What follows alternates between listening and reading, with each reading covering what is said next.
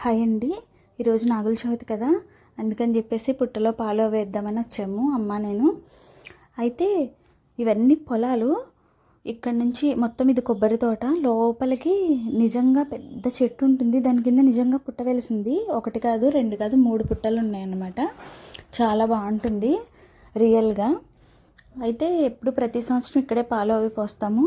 అలాగే పిల్లలు లేని వాళ్ళు తప్పకుండా పుట్టలో పాలు పోసి బెల్లం నువ్వులతో చేసిన చిమ్ని, చలివిడి వడపప్పు స్వామివారికి నైవేద్యంగా సమర్పించి నేను స్క్రీన్ మీద ఇచ్చిన 9 నామాలు కూడా చదువుకోవడం వల్ల తప్పకుండా పిల్లలు పుడతారని పెద్దల నమ్మకం. ఎవరైనా పిల్లలు లేని వాళ్ళు ఉంటే ఇది తప్పకుండా చేసుకోండి. నాగుల చవితి రోజనే కాదు, ప్రతి మంగళవారం పచ్చిపాలు స్వామివారికి నైవేద్యం పెట్టి సుబ్రహ్మణ్యేశ్వర స్వామికి ఈ 9 నామాలు చదువుకున్న తర్వాత ఆ పాలు తాగేయాలి. ఇలా చేయడం వల్ల తప్పకుండా పిల్లలు కలుగుతారు. అయితే ఈ చెట్టు కింద వెలిసింది అన్నాను కదా, చెట్టు రీసెంట్గా కొట్టేశారు. చాలా పెద్ద పుట్ట. చాలామంది చూడండి, చాలామంది చేశారు. ఇది మనకు పూర్వం నుంచి వస్తుంది.